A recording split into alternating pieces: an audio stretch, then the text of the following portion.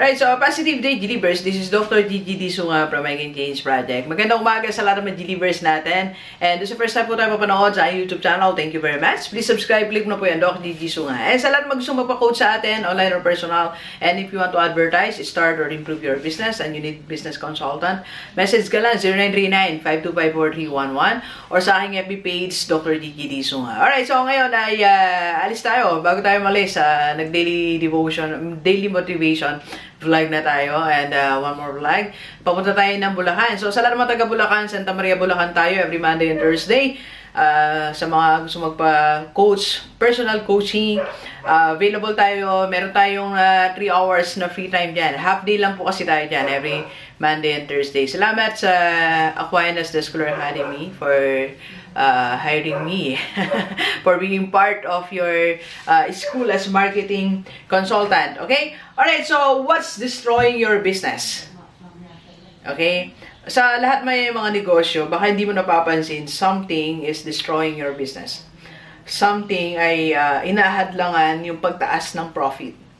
Alright? So, baka hindi mo napapansin, baka you just get used to it na ito na lang kita, ito talaga. Kasi minsan, di ba, we tend to settle We tend to settle at sasabihin natin na ito talaga marami kasi talaga nagbebenta niyan Marami talaga ganyan negosyo. Kaya we're just getting this. So, ito lang talaga. So, ito na yung maximum. So, ang tawag doon ay nagsisettle tayo sa ganon. Okay? Kasi nga, hindi na tayo nag-evaluate hindi na natin ginagawa, hindi na natin niisip, ano ba yung pwede kong gawin sa negosyo ko? And the sad thing is, tinanggap na lang natin. So, this morning, I want to share three things that destroy your business. Okay? Hindi ko alam anong business mo. Products ba yan? Services ba yan? But I want you to, to listen, to give 10 minutes of your time. Okay? Baka isa dito is destroying your business. Okay? So, number one, the first thing that destroy your business is what you call this one. The red ocean strategy. Okay? Red ocean strategy. Kasi, sumama tayo sa isang strategy na yan. This is the world of, it's a world of competition. Okay? Competition. Okay? Nakisama tayo sa competition. Okay? Sumama tayo sa labanan. So, we jump into that one area, one battle area na daming naglalaban, sumama ka doon. And it's destroying your business. It's destroying your products. It's destroying your services. Okay, Doc, paano ba nangyayari ang Red Ocean Strategy? Ang Red Ocean Strategy, ganito po siya. So, lahat po kayo ay, I think I explained this concept in one of my vlogs. So, for example, milk tea, okay? So, ang very popular ngayon na milk tea, okay? So, lumaban tayo doon. Sumama tayo doon sa Red Ocean Strategy. That is, we compete on price. Okay? So, 70 yung malapit sa'yo, few meters away. So, ikaw ginawa mo siyang 65. Okay? So, thinking na mas maraming kakain sa'yo, bibili. So, it's competition. You offer, tapos nakita mo yung isa naman doon, pareho kayo may restaurant, nag-offer siya ng cake, dream cake, okay? So, ikaw din, nag-offer ka rin ng dream cake. It's offering the same products. It's offering the same services. It's the competition na nilabanan mo. And that's destroying your business. So, imagine, nagbaba ka ng 5 pesos, o imagine, nag-offer ka ng the same products, nag-offer ka ng exactly the same services. So, that's the Red Ocean Strategy. So, lahat kayo, lumaban ka sa competition. Doc, anong gagawin ko?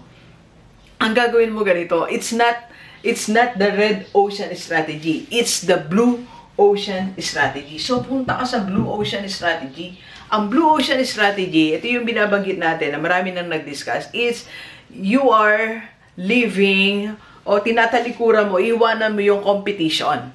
So, you forget about competition in the Blue Ocean Strategy and para makasurvive ang negosyo mo. Forget about that. Ang gawin mo, you offer kung ano hindi nila ino-offer and something just like you will answer one problem of your clients. Kahapon, I was talking to one of our pastors. Kasi ako, very happy ako kahapon. Is anniversary na years namin. And nag-offer ako kay Pastor Abner. Hi, Pastor Abner. Sabi ko, Pastor, ako na magatid sa mga pastor. Ako na rin sumundo sa hotel, papunta doon sa church namin.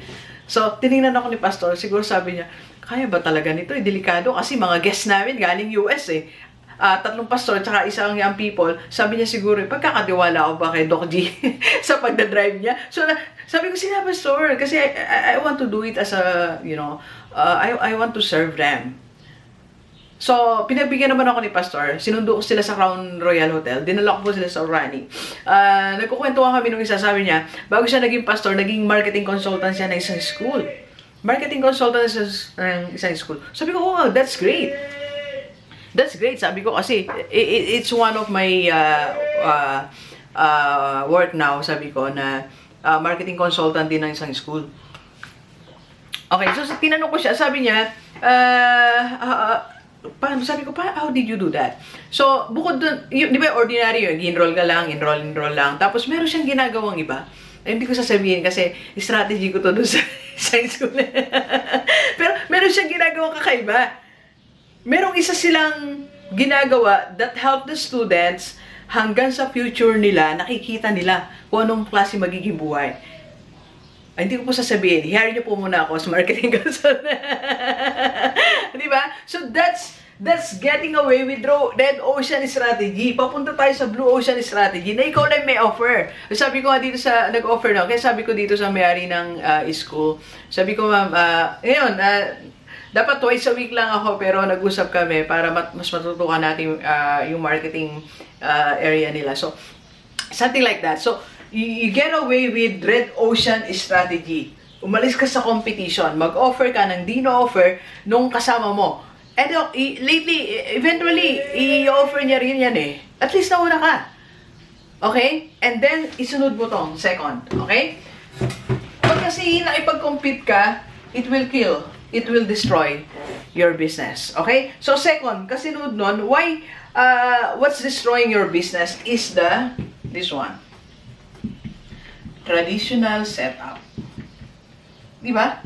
Nasa traditional pa rin ang negosyo mo eh. Hindi mo pa rin siya nile-level up. Hindi mo pa rin siya inaangat. Remember the story ng Nokia? Naalala nyo nung yung CEO nila naglabas ng official statement? Ano sabi nung Nokia? We did not do anything wrong. But we failed because we did not innovate. Diba? So, nasa traditional sila. Diba nung araw, pag hindi ka naka-Nokia, parang awkward, pero ngayon, parang nababaligtad. Diba? May mga innovations na rin.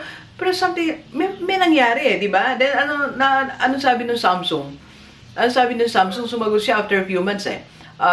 Sabi niya, we've been through a lot of trials and hardship, but we use this to keep innovating. Diba? So ngayon, dapat naka-Samsung ka ngayon eh, di ba? Alright, so kung di ba na iPhone, Samsung yung cellphone. So, what I'm trying to say is, iwanan natin yung traditional setup. Baka pati design ng negosyo mo, traditional pa rin. Diba? So, ngayon po, yung team ko dito, Team Sunga, sa aming mga negosyo, meron na kaming, nagpiprint na kami ng t-shirt eh. Babalik tayo sa I Can Change. So, may mga nag-order. Hindi pa ako nagbablog. Ewan ko saan nila nabalitaan. Thank you very much, ha. So, kausap ko yung magagawa ng design. Sabi ko, this is traditional. Alisin na natin yung diretso ng I Can Change. Gawa tayo ng iba. Diba? Let us innovate. I-level up natin yung ating negosyo. Diba? So, yung negosyo mo, walang nangyayari. Why don't you try to do something different? I-level up mo. Umalis ka sa pagiging traditional. Diba? Pwede kang mag-hire ng social media manager. Doc, mahal. Ganun talaga, may negosyo. Kaya nga binabudget ang marketing eh. Kumuha ng consultant. Diba? You hire me. Meron din tayong social media management team. So, sa lahat naman gustong magpamanage ng social media, ang tawag dito, message nyo na po ako. Totoo na may sinabi ng team ko eh, si Ma'am Sam. Ito, na-experience ko rin siya. Minsan, di ba, we are spending how many hours sa pag-iisip lang ng caption. For example, ako kahapon, hindi ko na tuloy siya pinost eh. Hindi ko kasi maisipan ng caption. So, meron ako gustong i-post. Hindi ko alam, option to, ang tagal. What are the right words? Di ba ang tagal bago tayo mag-post? Tapos yung picture ko pa, minsan, sabi nga ni Ma'am Sab, Doc, medyo liwanagan naman natin yung picture mo. Di ba? So, you need social media manager. Okay? Why don't you try to do it? Umalis tayo sa pagiging traditional.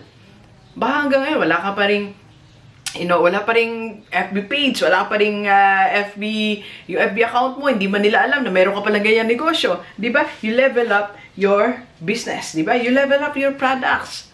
Ngayon, nagkakagulo na sa beauty products. Ito na, ang dami ko kahapon. Inano ko naman yung Great Life. Di ba? So, ang dami na eh. Great Life, N-Word, Aim Global, Beauty Derm, marami, Frandro. At by the way, may nagbigay sa atin ng mga Usana. Usana ba? Usana. So, nagbigay sa atin ng mga vitamins. Maraming salamat, di ba? So, baka yung business mo, ano na ngayon beauty and health. Baka ngayon, health ka pa rin. Ang uso ngayon, combination na. Beauty and health. Di ba? So, baka traditional pa din.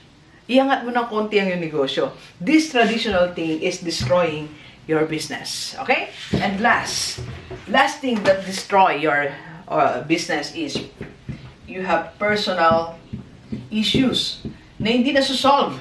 May mga personal issues tayo. May mga bagay na ikaw mismo sa sarili mo, hindi nadi-destroy ka eh. Di ba? Or bothered ka, restless ka as a business owner. And this is destroying your business. Actually, this is the number one thing that destroys your business.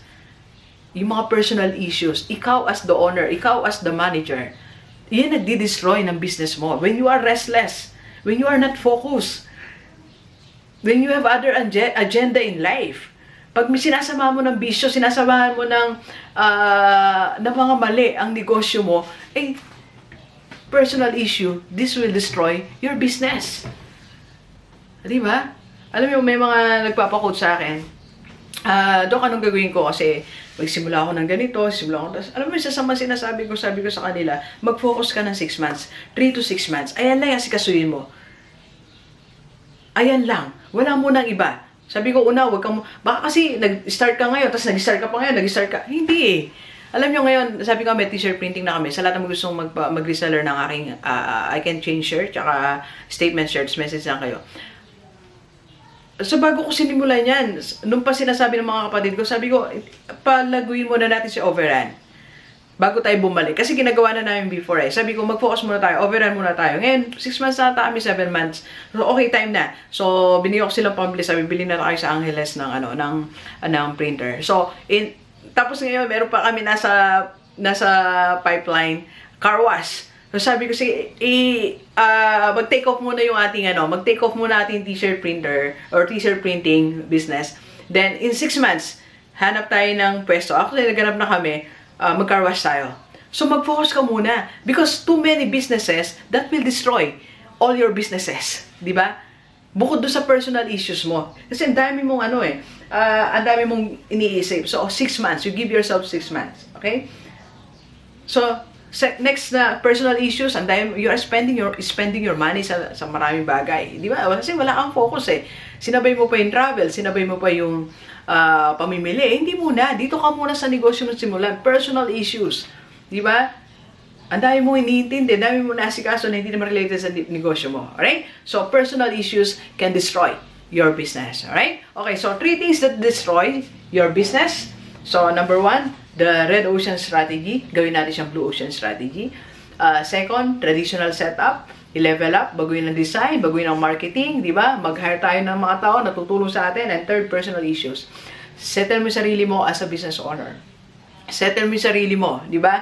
Alisin mo na yung other agenda sa buhay, other expenses, other relationships na hindi naman akma, mag-focus muna sa negosyo in 6 months, okay? Dok, paano? Gusto kong, I want further coaching and mentoring, so message ka lang sa akin, so I can be your coach, I can be your mentor while you are starting your business, okay? Alright, so please share this video sa lahat ng mga kaibigan natin, kahit OFW o dito sa Pilipinas, para sama-sama tayong mabago at umunlad nating buhay. Thank you very much, Universe. Enjoy the rest of the day, eh? Let's go, let's go!